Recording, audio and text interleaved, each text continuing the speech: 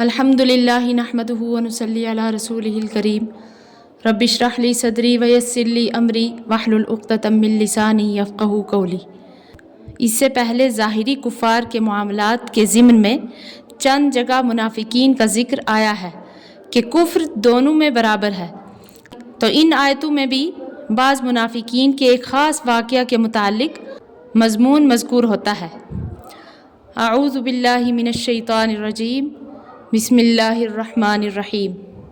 انا انزلنا الیک الکتاب بالحق، بے شک ہم نے اتاری تیری طرف کتاب سچی، لتحکم بین الناس بما اراک اللہ، کہ تو انصاف کرے لوگوں میں جو کچھ سمجھائے تجھ کو اللہ، ولا تکن للخائنین خصیما، اور تو مت ہو دغا بازوں کی طرف سے جھگڑنے والا۔ تو ان آیتوں کے نازل ہونے کا واقعہ یہ ہوا کہ مدینہ میں ایک خاندان بنو ابیرک کے نام سے معروف تھا۔ ان میں سے ایک شخص جس کا نام ترمذی اور حاکم کی روایت میں بشیر ذکر کیا گیا ہے، اور بغوی اور ابن جریر کی روایت میں طعمہ نام بتلایا گیا ہے، اس نے حضرت قتادہ بن نعمان رضی اللہ عنہ کے چچا رفاعہ رضی اللہ عنہ کے گھر میں نقب لگا کر چوری کر لی۔ ترمذی کی روایت میں یہ بھی ہے کہ یہ شخص در حقیقت منافق تھا، مدینہ میں رہتے ہوئے بھی صحابہ کرام رضی اللہ عنہ کی توہین میں اشعار لکھ کر دوسروں کے نام سے ان کی اشاعت کیا کرتا تھا۔ اور چوری کی صورت یہ ہوئی کہ ہجرت کے ابتدائی زمانہ میں عام مسلمان فقر و فاقہ کے ساتھ تنگی سے بسر اوقات کرتے تھے، اور ان کی عام خوراک جو کا آٹا تھا، یا کھجوریں یا گیہوں کا آٹا، جو بہت کم میسر تھا اور مدینے میں ملتا بھی نہیں تھا۔ تو ملک شام سے جب آتا تو کچھ لوگ مہمانوں کے لیے یا کسی خاص ضرورت کے لیے خرید لیا کرتے تھے۔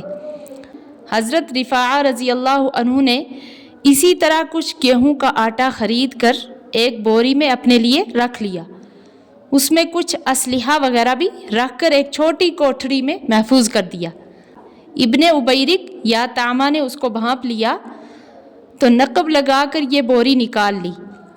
حضرت رفاعہ رضی اللہ عنہ نے جب صبح کو یہ ماجرا دیکھا تو اپنے بھتیجے قتادہ کے پاس آئے اور چوری کے واقعہ کا ذکر کیا۔ سب نے مل کر محلہ میں تفتیش شروع کی تو بعض لوگوں نے بتایا کہ آج رات ہم نے دیکھا کہ بنو ابیرک کے گھر میں آگ روشن تھی، ہمارا خیال ہے کہ وہی کھانا پکایا گیا ہے۔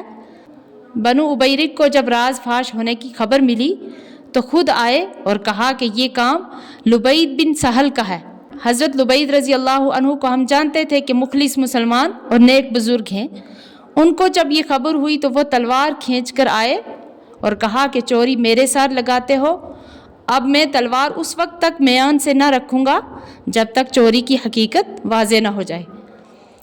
بنو ابیرک نے آہستہ سے کہا کہ آپ بے فکر رہیں، آپ کا نام کوئی نہیں لیتا، نہ آپ کا یہ کام ہو سکتا ہے۔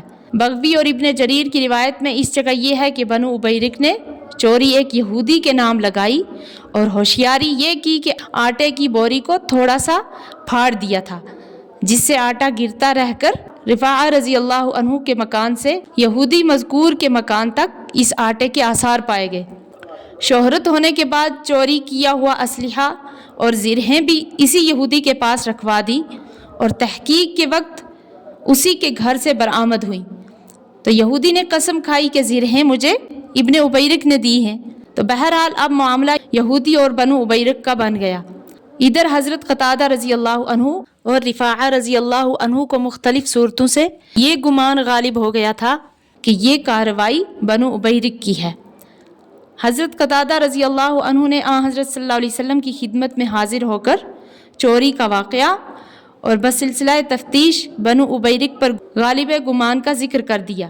بنو ابیرک کو خبر ملی تو حضرت صلی اللہ علیہ وسلم کی خدمت میں حاضر ہو کر حضرت رفاعہ رضی اللہ عنہ اور قتادہ رضی اللہ عنہ کی شکایت کی کہ بلا ثبوت شرعی چوری ہمارے نام لگا رہے ہیں، حالانکہ مسروقہ مال یہودی کے گھر سے برآمد ہوا ہے، تو آپ ان کو روکیے کہ ہمارے نام نہ لگائیں، یہودی پر دعویٰ کریں۔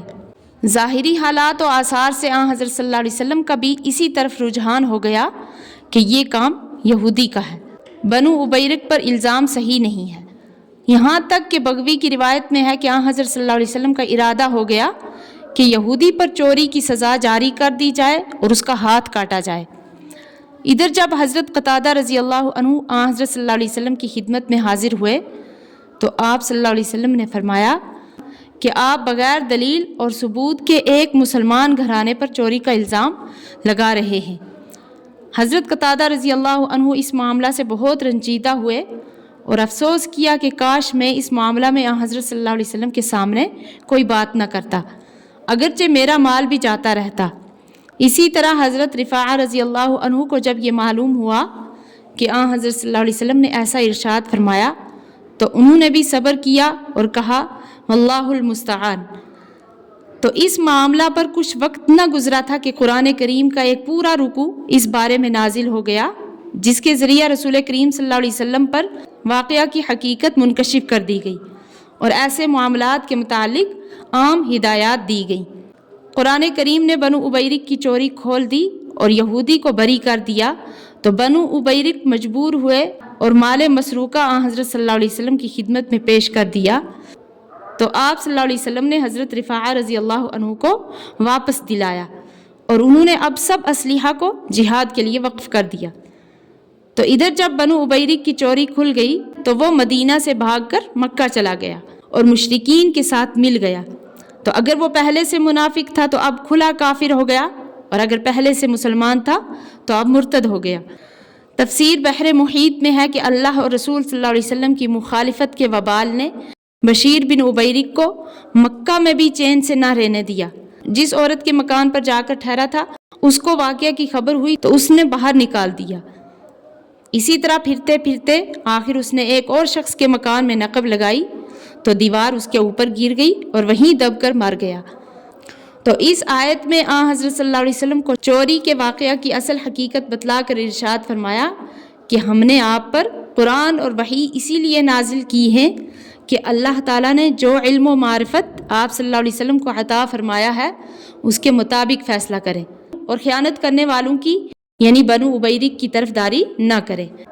اور اگرچہ ظاہری حالات کی بنا پر چوری کے معاملہ میں یہودی کی طرف آپ صلی اللہ علیہ وسلم کا جو رجحان تھا وہ کوئی گناہ نہیں تھا، مگر تھا تو واقعہ کے خلاف، اس لیے دوسری آیت میں آپ صلی اللہ علیہ وسلم کو استغفار کا حکم دیا گیا کہ انبیاء علیہ السلام کا مقام بہت بلند ہے، ان سے اتنی بات بھی پسند نہیں ہے۔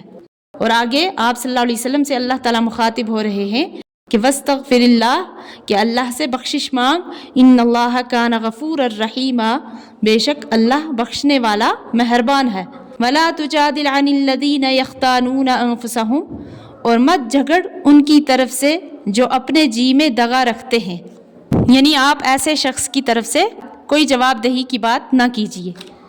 ان اللہ لا يحب من کان خوانا اثیما، اللہ کو پسند نہیں جو کوئی ہو دغا باز گناہ گار۔ یستخفون من الناس ولا یستخفون من اللہ، وہ شرماتے ہیں لوگوں سے اور نہیں شرماتے اللہ سے، وہو معہم، حالانکہ وہ ان کے ساتھ ہے، اذ یبیتون ما لا یرضی من القول، جبکہ مشورہ کرتے ہیں رات کو اس بات کا جس سے اللہ راضی نہیں۔ یعنی جن لوگوں کی یہ کیفیت ہے کہ اپنی خیانت کو آدمیوں سے تو شرما کر چھپاتے ہیں اور اللہ تعالیٰ سے نہیں شرماتے، حالانکہ ہر وقت اللہ تعالیٰ ان کے ساتھ ہوتا ہے۔ وَكَانَ اللَّهُ بِمَا يَعْمَلُونَ مُحِيطًا، اور وہ جو کچھ کرتے ہیں سب اللہ کے قابو میں ہے۔ ہَا أَنْتُمْ هَؤُلَاءِ جَادَلْتُمْ عَنْهُمْ فِي الْحَيَاةِ الدُّنْيَا، سنو تم لوگ جھگڑا کرتے ہو ان کی طرف سے دنیا کی زندگی میں۔ وَمَن يُجَادِلُ اللَّهَ عَنْهُمْ يَوْمَ الْقِيَامَةِ، پھر کون جھگڑا کرے گا ان کے بدلے اللہ سے قیامت کے دن۔ أَمَّن يَكُونُ عَلَيْهِمْ وَكِيلًا، یا کون ہوگا ان کا کارساز۔ یعنی یہاں دنیا میں تو آپ ان کی جواب دہی کی باتیں کریں گے، لیکن قیامت کے دن ان کے بدلے کون جھگڑا کرے گا؟ اور ایسی خیانت کرنے والے اگر اب بھی اللہ تعالیٰ سے معافی مانگتے تو اللہ تعالیٰ ضرور ان کو معاف فرما دیتا۔ وَمَن يَعْمَلْ سُوءًا أَوْ يَظْلِمْ نَفْسَهُ، اور جو کوئی کرے گناہ یا ظلم کرے اپنے آپ پر، ثُمَّ يَسْتَغْفِرِ اللَّهَ، پھر اللہ سے معافی مانگے، يَجِدِ اللَّهَ غَفُورًا رَحِيمًا، تو پائے گا اللہ کو بخشنے والا مہربان۔ وَمَن يَكْسِبْ إِثْمًا فَإِنَّمَا يَكْسِبُهُ عَلَى نَفْسِهِ، اور جو کوئی کرے گناہ تو پس کرتا ہے اپنے ہی حق میں۔ وَكَانَ اللَّهُ عَلِيمًا حَكِيمًا، اور اللہ سب کچھ جاننے والا حکمت والا ہے۔ وَمَن يَكْسِبْ خَطِيئَةً أَوْ إِثْمًا، اور جو کوئی کرے خطا یا گناہ، ثُمَّ يَرْمِ بِهِ بَرِيئًا، پھر تہمت لگائے کسی بے گناہ پر، فَقَدِ احْتَمَلَ بُهْتَانًا وَإِثْمًا مُبِينًا، تو اس نے اپنے سر رکھا طوفان اور کھلا گناہ۔ یعنی جو شخص گناہ خود کرے اور اس کا الزام دوسرے بے گناہ آدمی پر لگا دے تو اس نے اپنے گناہ کو دوگنا اور نہایت سخت کر دیا اور عذاب شدید کا مستحق ہو گیا۔ ایک تو خود اصل گناہ کا عذاب، دوسروں پر بہتان لگانے کا گناہ۔ وَلَوْلَا فَضْلُ اللَّهِ عَلَيْكَ، اور اگر نہ ہوتا تجھ پر اللہ کا فضل، وَرَحْمَتُهُ، اور اس کی رحمت، لَهَمَّتْ طَائِفَةٌ مِّنْهُمْ، تو ارادہ کر ہی چکی تھی ان میں ایک جماعت، أَن يُضِلُّوكَ، کہ تجھ کو بہکا دیں، جیسے کہ یہاں اس چور نے کیا کہ خود چوری کی اور ایک نیک بخت بزرگ آدمی لبید کے ذمہ چوری کی تہمت رکھ دی۔ اور اگر اس مقدمہ میں آپ پر، یعنی اے محمد صلی اللہ علیہ وسلم، اگر آپ پر اللہ کا فضل اور رحمت نہ ہو جو کہ ہمیشہ آپ پر رہتا ہے، تو ان چالاک لوگوں میں سے ایک گروہ نے تو آپ کو غلطی ہی میں ڈال دینے کا ارادہ کر لیا تھا، لیکن اللہ کے فضل سے ان کی رنگ آمیز باتوں کا آپ پر کوئی اثر نہیں ہوا اور آئندہ بھی نہیں ہوگا۔ تو چنانچہ فرماتے ہیں وَمَا يُضِلُّونَ إِلَّا أَنفُسَهُمْ، اور بہکا نہیں سکتے مگر اپنے آپ کو، وَمَا يَضُرُّونَكَ مِن شَيْءٍ، اور تیرا کچھ نہیں بگاڑ سکتے۔ وَأَنزَلَ اللَّهُ عَلَيْكَ الْكِتَابَ، اور اللہ نے اتاری تجھ پر کتاب یعنی قرآن، وَالْحِکْمَةَ، اور حکمت، وَعَلَّمَكَ، اور تجھ کو سکھایا، مَا لَمْ تَكُن تَعْلَمْ، وہ باتیں جو تو نہیں جانتا تھا۔ وَكَانَ فَضْلُ اللَّهِ عَلَيْكَ عَظِيمًا، اور اللہ کا فضل تجھ پر بہت بڑا ہے۔ تو اس آیت سے یہ بھی ثابت ہوا کہ رسول کریم صلی اللہ علیہ وسلم کو اللہ تعالیٰ کے برابر تمام کائنات کا علم محیط نہ تھا جیسے بعض جاہل کہتے ہیں، بلکہ جتنا علم اللہ تعالیٰ عطا فرماتے ہیں وہ مل جاتا تھا۔ ہاں اس میں کلام نہیں کہ حضرت صلی اللہ علیہ وسلم کو جو علم عطا ہوا وہ ساری مخلوقات کے علم سے زیادہ ہے۔ اللہ تعالیٰ صحیح سمجھنے کی توفیق عطا فرمائے، آمین۔